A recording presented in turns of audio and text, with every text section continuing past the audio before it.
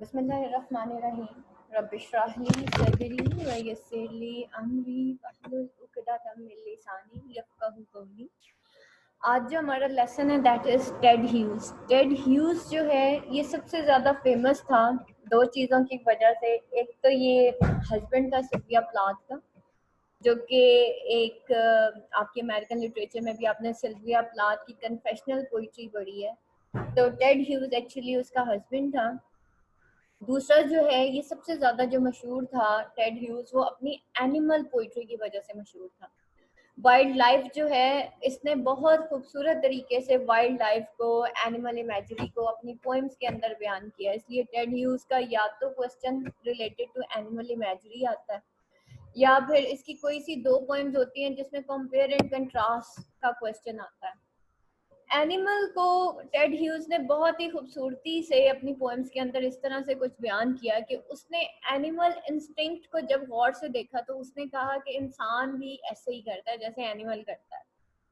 और उसका ये ख्याल था कि अगर एनिमल की तरह जो ये इंस्टिंक्ट है एनिमल के अंदर, इंसान के अंदर ये इंस्टिंक्ट है, अगर इसको आज़ाद छोड़ दिया जाए तो इंसान भी एनिमल से बुरा हो जाता है।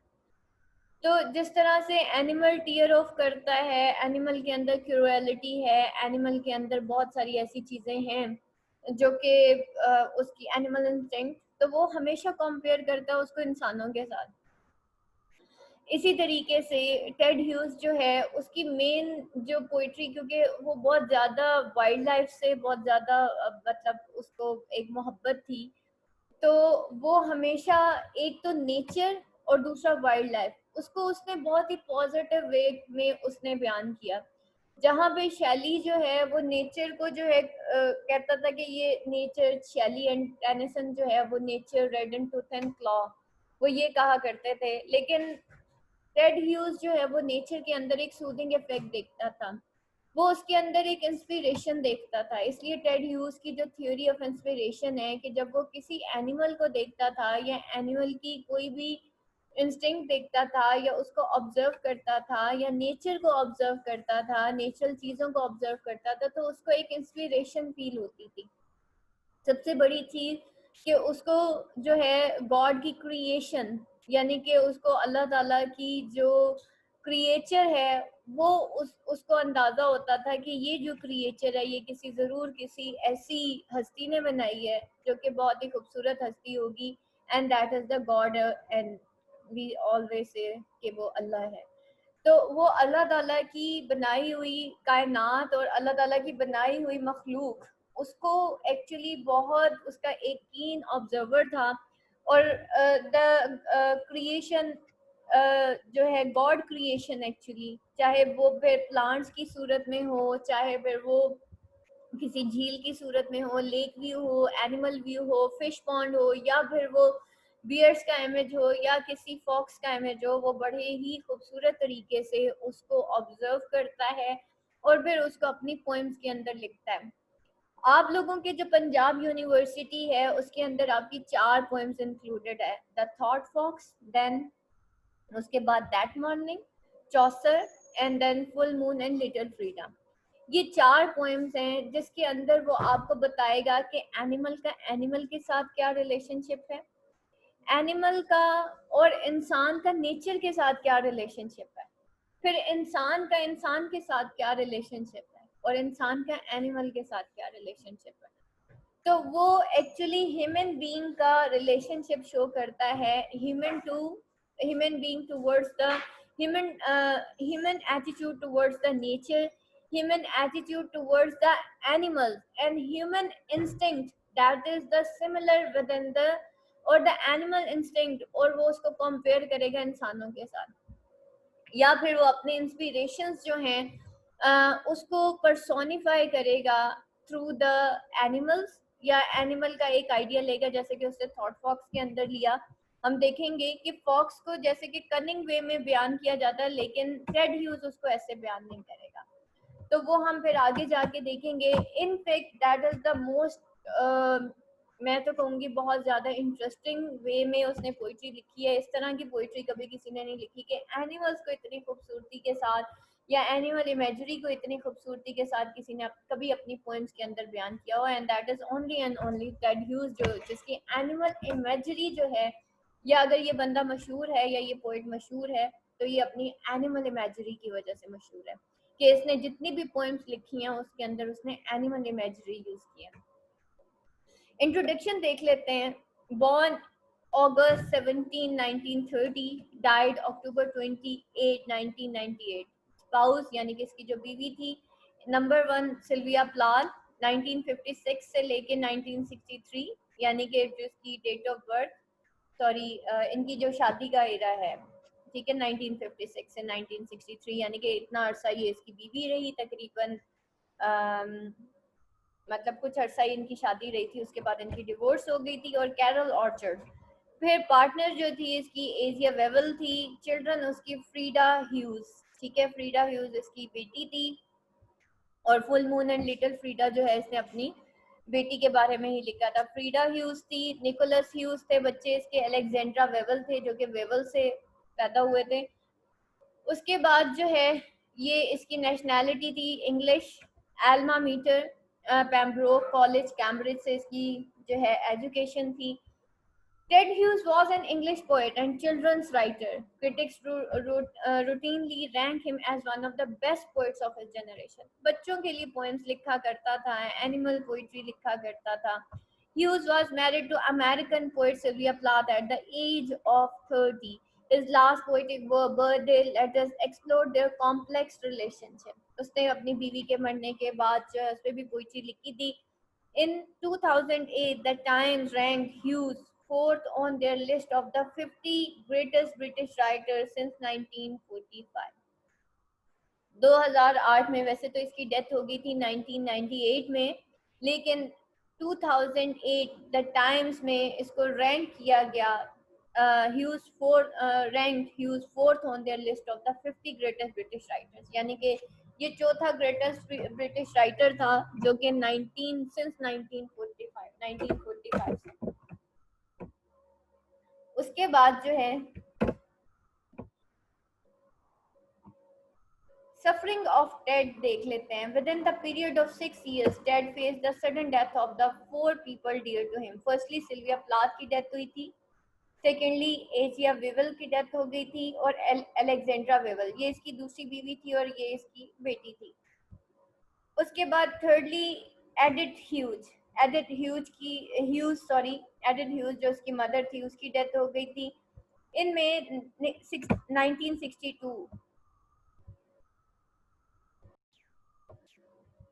1962 Asia and her third husband, the Canadian poet Devil Wevel, were invited to spend a weekend with Plath and Hughes, but Plath was quizzed to discover the budding affair. Plath को ये लगता था कि एजिया वेवल का जो है एक, जो कि डेविड वेवल की बीवी थी, उसका एक अफेयर है उसके हस्बैंड के साथ, यानी कि ह्यूज के साथ। Hughes has a terrible row with Plath. He refused to give up his mistress and left for London permanently. और ह्यूज जो है उसका एक टेरिबल, यानी कि उसका इख्तलाफ हुआ प्लाथ के साथ, और उसने अपनी मिस्ट्रेस यानी कि एजिया वेवल को छोड़ने से इनकार कर दिया, और वो जो है सिल्विया प्लाथ को छोड़ के खुद लंदन परमानेंटली चला गया, यानी कि सिल्विया पीछे अकेली रह गई 2 बच्चों के साथ। Sylvia Plath gassed herself in her kitchen following his affairs with another woman, Asia Wevel. By then, Frida was 3 and Nicholas barely 1 year old. ठीक है, at that time फ्रीडा जो थी यानी कि इसकी बड़ी बेटी 3 साल की थी और निकोलस 1 साल का था, जब सिल्विया प्लाथ ने अपना जो मुंह है वो किचन के ओवन में दे के अपने आप को किल कर लिया था, यानी कि उसने सुसाइड की थी।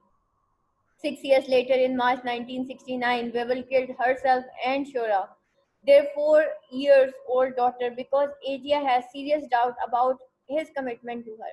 क्योंकि एजिया को जो है कुछ सीरियस डाउट थे, इस वजह से एजिया ने भी सुसाइड कर ली और उसने अपनी 4 साल की बेटी को भी मार दिया, यानी कि इसकी जो दूसरी बीवी थी उसने अपने आप को भी किल कर दिया और अपनी बेटी को भी। Edith suffered a thrombosis, lapsed into coma and died. और एडिथ जो है वो थ्रोम्बोसिस में सफर हुआ और उसने lapsed into coma and died. उसके बाद देखते हैं कि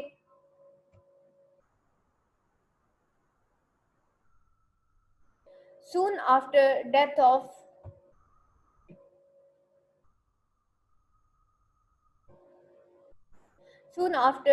Wewell, Hughes wrote a poem in which he tormented himself about having been destructive toward his nearest and dearest, who were my life.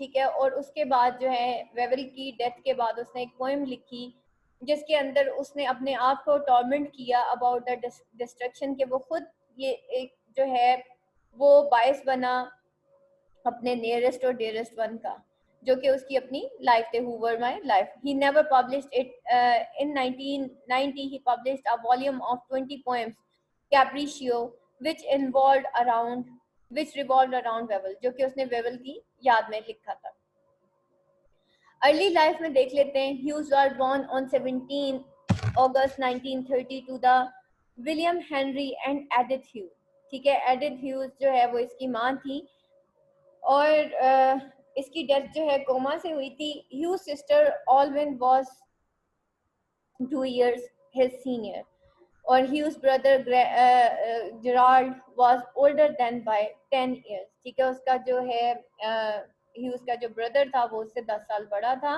और ये इन तीनों बहन भाइयों की तस्वीर है उसके बाद ह्यूज के इंटरेस्ट क्या थे ह्यूज के मेन इंटरेस्ट जो थे वो हंटिंग थे फिशिंग स्विमिंग पिकनिकिंग मोस्टली इसकी जो पोएम्स हैं या तो वो हंटिंग फिशिंग स्विमिंग और पिकनिक के उसके ऊपर सब्जेक्ट के ऊपर लिखी गई हैं he attended the Burnley Road until he was 7 ठीक है उसने बर्डली रोड स्कूल जो है वहां पे इसकी तालीम हुई until he was 7 when his family moved to Mexborough, South Yorkshire, then attending Schoolfield Street Junior School. ये साउथ यॉर्कशायर नॉर्थ यॉर्कशायर ये आप इसकी जो पोएम है दैट मॉर्निंग उसके अंदर आपको देखने को मिलेंगे तो उसकी जो फैमिली है बाद में वो मैक्सबोरो जो है वहां पे चली गई थी South Yorkshire and then attending Schofield Street Junior School. His parents ran a newsagents and his parents ran a news agents and tobacconist shop. During his time in Mexborough, he explored farms, which he said he would come to know better than any place on earth. और अपने ही time में इन मैक्सबोरो उसने explore किया farms को विच ही said कि वो he would come to know better than any place on earth जो कि better than any place on earth था उसके बाद जो है his earliest poem the thought fox the earliest story the rain horse and then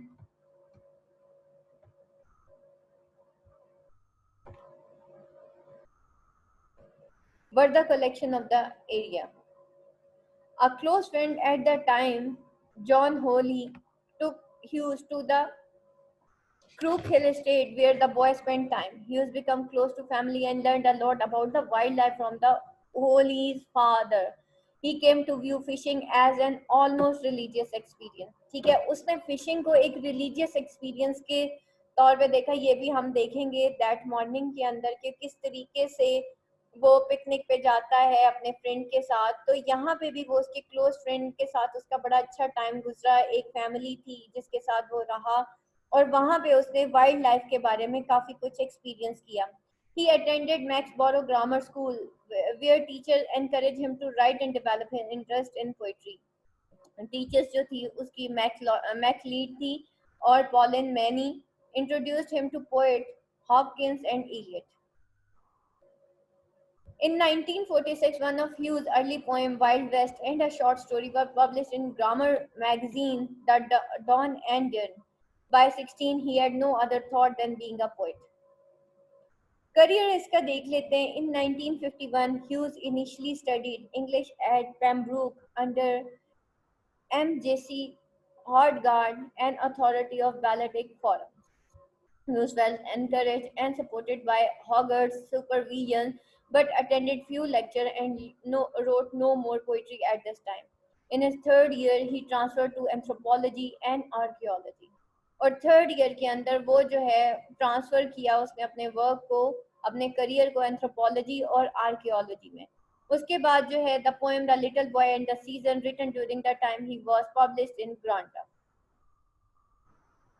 after that यहाँ पे देख लेते हैं After university, living in London and Cambridge, Hughes went to have many varied jobs, including working as a rose gardener, a night watchman. He also worked in a local zoo, a post that offered plentiful opportunities to observe animals. क्योंकि इसको wild life से बहुत ज़्यादा मोहब्बत थी, that's why उसने अपना profession भी वैसा ही रखा. On 26 February 1956, Hughes and his friends held a party to launch Botolph's Review. ठीक है, 26 फरवरी 1956 में ह्यूज और उसकी फ्रेंड ने एक पार्टी अरेंज की ताकि वो अपनी ये जो बुक है उसको पब्लिश कर सके, जो कि जिसका नाम था बोटॉल्स review. In it, Hughes has 4 poems. At the party, he meet an American poet, Sylvia Plath, who was studying at Cambridge. Hughes and Plath dated and then were married on 19 June 1956, 4 months after they had first met. उसके बाद they were both writing, Hughes working on programs for BBC as well as producing essay, article, review and talks. During this time, he wrote the poem that would be published in Vaudeville and Reckling. और इस time में उसने ऐसी poems लिखी जो कि उसने publish की. ये वॉडवोर रेकलिंग जो है, ये इसका एक कॉम्बिनेशन था पोएम्स का. एक किताब का नाम था वॉडवो कलेक्शन थी इसकी पोएम्स की, और इसी तरह रेकलिंग भी इसकी कलेक्शन ऑफ पोएम्स थी. He found he was being labeled as the poet of wild writing only about animals. और यहाँ से अंदाजा हुआ कि वो उसको ये लगा कि उसके ऊपर लेबल लग चुका है कि वो जो है पोएट है, about poet of wild writing only about the animals. Work उसके जो हैं वो कुछ इस तरह से थे. The hawk in the rain, ये इसकी पोएम्स हैं. The crow and God it. Hughes worked for 10 years on prose poem God It, which he hoped to have made into a film. It tells the story of vicar of an English village who is carried off by element spirits and replaced in the village by his duplicate, who nevertheless has the same memories as the original vicar. He organizes the women of the village in order to have relations with them. When the male members of community discover that what is going on, they murder him. The epilogue consists of a series of lyrics spoken by a priest in the praise of nature goddess inspired by Robert Graves' White Goddess. It was printed in 1977.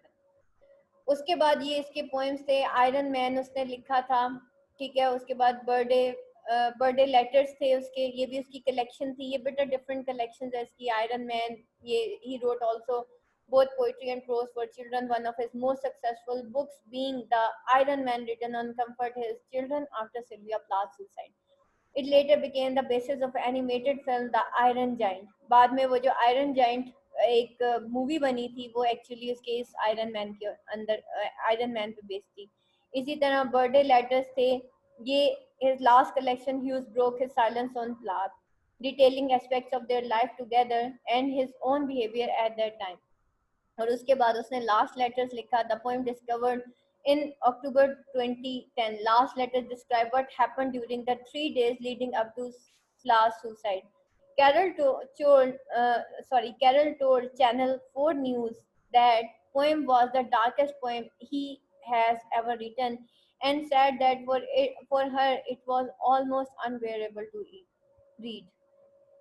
Themes इसकी जो है poems की, Hugh's earlier poetic work is rooted in nature and in particular the innocent savagery of animals. Animal की जो innocent savagery है, nature के बारे में लिखता था, savagery of animals के बारे में लिखता था, and interest from an early age. He wrote frequently of mixture of beauty and violence in natural world. और वो frequently लिखता था mixture of beauty, violence is natural world. ठीक है. यानी कि मिक्सचर ऑफ ब्यूटी भी वो मतलब फ्रीक्वेंटली एक तरफ वो मिक्सचर ऑफ ब्यूटी की बात करता था, दूसरी तरफ वो वायलेंस इन नेचुरल वर्ल्ड की भी बात करता था. Animals serve as metaphor for his view on life. हमेशा एनिमल्स को वो एक मेटाफर के तौर पे लेता था as the view of his life. Animals live out a struggle for the survival in the same way that humans strive for success. और वो ये कहता था कि जानवर भी उसी तरीके से स्ट्रगल करता है for survival in the same way कि ह्यूमन स्ट्राइव करता है for success. Example can be seen in the poem Hawk Roosting and Jaguar. अब ये इसकी थीम ऑफ वायलेंस भी है, उसकी थीम ऑफ एनर्जी भी है। इसके जो पास्ट पेपर्स अगर आप खोल के देखें ना, उसके अंदर theme of violence, theme of energy, इस तरह के, या एनिमल इमेजरी, ये 3 क्वेश्चंस हैं जिनके गिर्द सारे क्वेश्चंस घूमते हैं। और अगर आप इसकी पोइट्री को गौर से देखें तो एक्चुअली वो एनिमल के अंदर की जो एनर्जी है ना, वो बयान करता है। और वो कहते हैं ये एनर्जी ऐसी एनर्जी है, ऐसी हिडन एनर्जी है कि इंसान को भी अगर पता चल जाए, क्योंकि जो इंस्टिंक्ट एनिमल में वो तो इंसान में भी है। अल्लाह ने एनिमल को भी मैमल बनाया और इंसान भी मैमल है, ठीक है, वी आर मैमल्स ना। तो वो कहते हैं कि ये इंस्टिंक्ट ना इंसान के अंदर भी है, यही एनर्जी, यही वायलेंस जो एनिमल के अंदर है, यही ब्यूटी जो एनिमल के अंदर है, वो इंसान के अंदर भी है। तो वो फिर कंपेयर करेगा और अपने डिफरेंट आइडियाज के लिए वो एनिमल्स को एज अ मेटाफर लेगा, वो व्यू ऑफ लाइफ को मेटाफोरिकली बयान करता through the animal. Hughes later work was entirely on myth, और बाद में उसका जितना भी वर्क था वो एंटायरली ऑन मिथ था। और फिर ही रीवर्क्ड क्लासिकल एंड मिथ, और फिर उसने रीवर्क किया, यानी कि उसने क्लासिकल और मिथ को कंबाइन करके अपने पोएम्स के अंदर लेके आया। इन्फ्लुएंसेस देख लेते हैं इसके ऊपर किस किस के थे। सबसे पहले तो उसकी अपनी बीवी Sylvia Plath, after that William Shakespeare, John Fisher, and then Emily Dickson, William Blake, Wilfred Owen, Samuel Taylor Coleridge. ठीक है, कॉलरिज जो है वो भी उससे बहुत ज्यादा इंस्पायर था। When we write, something always influences us, whether we are conscious of it or not. Certain aspects of our life significantly influences the way we write. In particular, the work of Ted Hughes is greatly associated with his personal experience. जब हम लिखते हैं तो हमारी जो writing होती है वो हमेशा इन्फ्लुएंस करती है हमें, और जब हम उसके बारे में कॉन्शियस हो या ना हो, लेकिन certain aspects of our life जो है वो सिग्निफिकेंटली इन्फ्लुएंस करते हैं द वे वी राइट। ठीक है, यानी कि एस्पेक्ट्स ऑफ आवर लाइफ जो है वो शो होते हैं the way we write. In particular इसी तरीके से वर्क ऑफ टेड ह्यूज जो है वो ग्रेटली एसोसिएटेड था उसके पर्सनल एक्सपीरियंसेस के साथ। One common theme in Hughes' writing is violence. Hughes was firstly exposed to violence at an early age, since his father being one out of 17 soldiers who returned from the Dardanelles campaign in World War I, told stories of Flanders field shaping his childhood. और वो जो है शुरू से ही इसकी theme of violence जो है वो बहुत ज़्यादा है इसकी पोइट्री के अंदर। और वो क्योंकि एक्सपोज था वायलेंस एट द एज, जब उसका फादर जो था वो एक सोल्जर था और वो उसको स्टोरी सुनाया करता था फ्लैंडर्स फील्ड की, जो कि जिसने उसकी चाइल्डहुड को शेप किया। One example of God in huge translation of Ovid myth Niobe, when describing how an arrow kills one of the Niobe's son, he writes, "It went in at the base of his throat and drove straight down through the a column of blood, ejected it and fell like a broken fountain, the blood jetting and twisting from his flailing body." और फिर वो यहाँ पे वो बताता है translation of Ovid myth कि किस तरीके से जो है वो एक नियोबे सन जो है उसको किल किया गया, कि किस तरह से एक एरो जो है वो उसके बेस ऑफ द थ्रॉट में लगी, और फिर उसके बाद वो किस तरीके से ब्लड जो है वो इस तरह से निकला जैसे कोई फाउंटेन, यानी कि फवारा फूट पड़ा हो और वो जमीन पे गिर गया।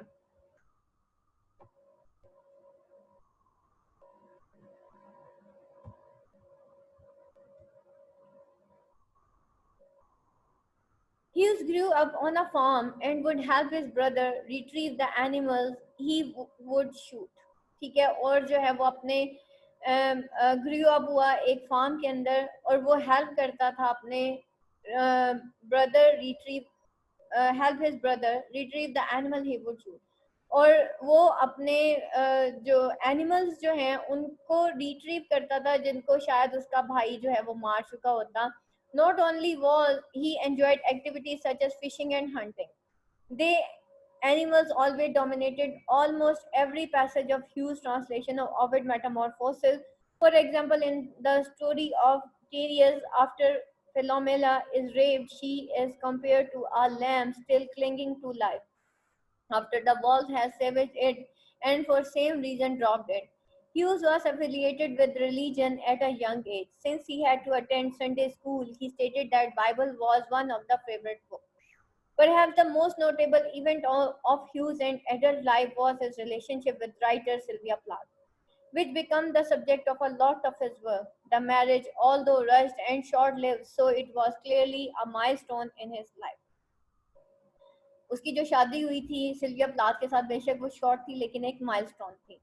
Hughes' affair with Asia was considered fatal. Many feminists blame Hughes for the awaited suicide of Plath, the sudden suicide of Webber herself, and the murder of her child with him. Hughes was incredibly overwhelming, once again putting a memory hard to Hughes' writing. Hughes' last piece, Birday's letter, focuses on the conventional topic of Plath. Hughes' life experiences and personal observations are embedded into everything he writes, creating a signature style that has undeniably influenced the literary work. उसके ये कुछ works थे Ted Hughes के. ठीक है, Ted Hughes ये word वो collection थी इसकी. Ted Hughes meet my folks, ये इसने बच्चों के लिए लिखी थी. Ted Hughes selected translations. Ted Hughes the thought fox, ये बहुत इंटरेस्टिंग पोएम है, आपके बुक में आएगी. फिर the iron man, Ted Hughes ने लिखी थी. उसके बाद लेटर्स ऑफ टेड ह्यूज, ये भी इसका कॉम्बिनेशन था, कलेक्शन थी इसकी पोएम्स की. Birthday letters is also the collection of his poems. Ted Hughes कहता है the only celebration that counts is how much heart people invest. ठीक है, वो कहता है कि ओनली सेलिब्रेशन जो कि काउंट होती है वो ये है कि लोग कितना जो है अपना हार्ट इन्वेस्ट करते हैं, how much they ignore their fears of being hurt, और किस हद तक वो अपने फियर्स ऑफ बीइंग हर्ट यानी कि उनको तकलीफ होती है इसके फियर से वो अपने आप को कितना आज़ाद रखते हैं या उसको उसको कितना इग्नोर करते हैं. और कॉट आउट और ह्यूमिलेटेड, या उसके अंदर fear of hurt, caught out और ह्यूमिलेटेड के फियर से वो कितना इग्नोर करते हैं.